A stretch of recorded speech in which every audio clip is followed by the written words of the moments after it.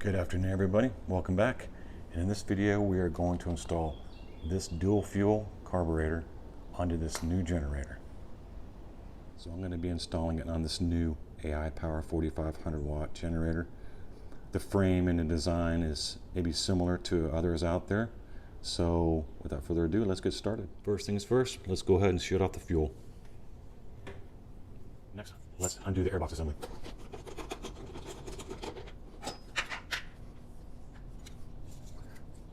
Remove the nuts using a 10mm socket.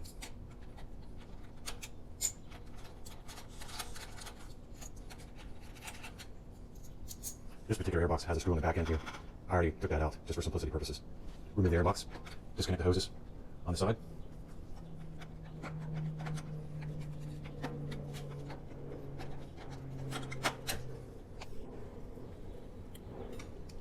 And mind that gasket that was here already.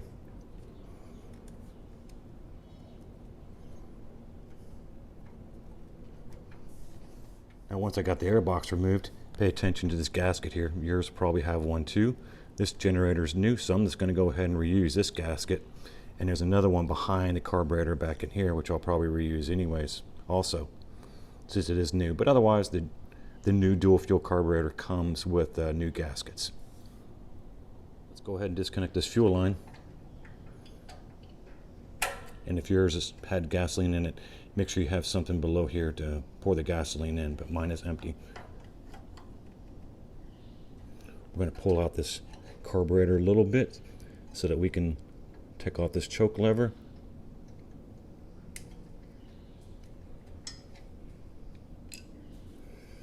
And keep the carburetor pulled out a little bit so you can disconnect this linkage up here. It's very difficult to do it while the carburetor is all the way in, so pull it out a little bit. Disconnect the linkage up here and the spring.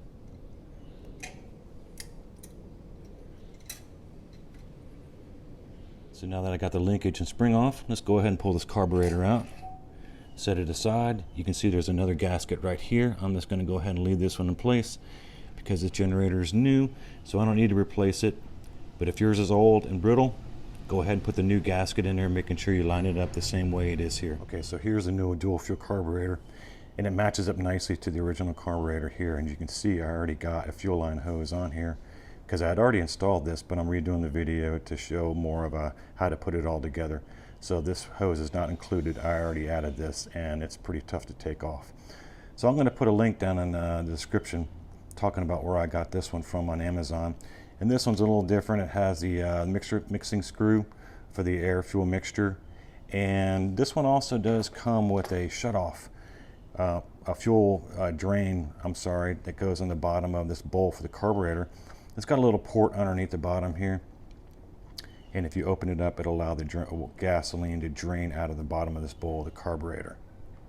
But what I want to show you, at least on this particular carburetor and my frame, is one of the key factors here is I'm going to need to remove these screws in order, off that bracket there, in order to separate this diaphragm for the unit in order to install it. So as you can see now, I have this separated, and this will help it or make it easier to manipulate this and get it in there without doing any alterations to the framework or the box or the hoses. So as you can see, if I didn't take this off this bracket here, there's no way this would fit inside there. But with this screws taken off this bracket, we can manipulate this and get this carburetor on.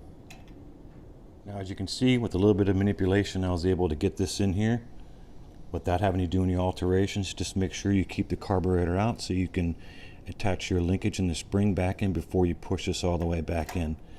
Once you get it back in, what we're going to do then is go in behind here and reattach these screws. Okay. Now this back screw over here can be a little bit tricky to get in, but just take your time and work on it. Now that we got that screw down and nice and tight, let's move on to the next step. The carburetor came with a choke lever, but this is identical to the one that's there, and I went ahead and just installed the original choke lever because it fit perfectly. And this particular carburetor looks like it has 3 positions. This one is in full closed or choke position, and then a middle, maybe like halfway open, and then full.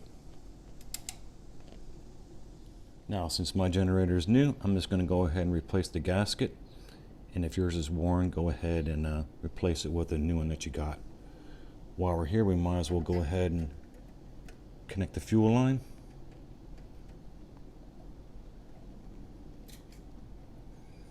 And I'm going to keep mine on off because I'm going to try not to use any more gasoline in it at all. I used it just for testing it out. Okay, I got the airbox back on, so don't forget to put the screws on here. Go ahead and put your filter and whatever material on your cover back on, and we'll move on to the next step. All right, so we got the airbox back in place. We got our vacuum hoses put back on the way they were. As you can see, I got a little bit of clearance here for my fuel hose. Now this particular carburetor has a 3/8 barb fitting on it, which I think is the correct size. So what I have is a standard propane regulator, and I went ahead and cut the fitting off the end of it. I just got this at Home Depot and put a 5/16 pass-through barb fitting on it. So I made my connection at the fittings there with some worm clamps, connected it to the fuel line hose. This is probably about 3.5, 4 feet. And let's see if this thing works. Okay, so here we are. We are ready to go. So basically we have a gasoline generator. We have a dual fuel carburetor on it, which technically now makes it a tri-fuel generator, but I don't have natural gas, so I wouldn't be able to test it out personally. But I don't believe I'm going to have to make any adjustments to this air mixture screw. I think it's going to run just fine.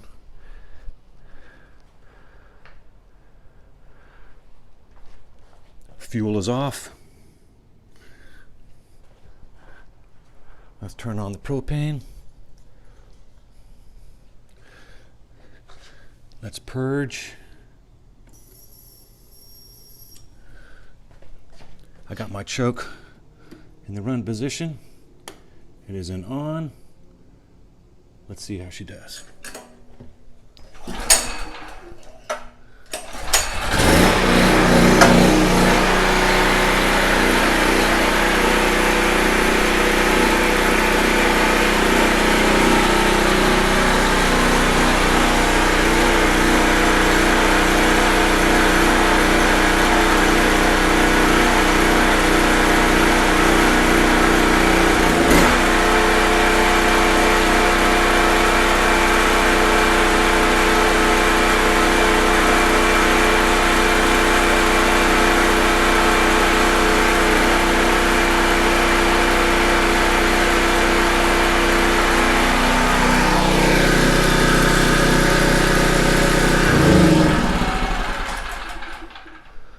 All right, well, I think that worked out pretty good. So if any guys are interested in maybe installing a dual fuel carburetor on your generator, I highly recommend this one. As always, stay cool out there. See you on the next one. Thanks for watching.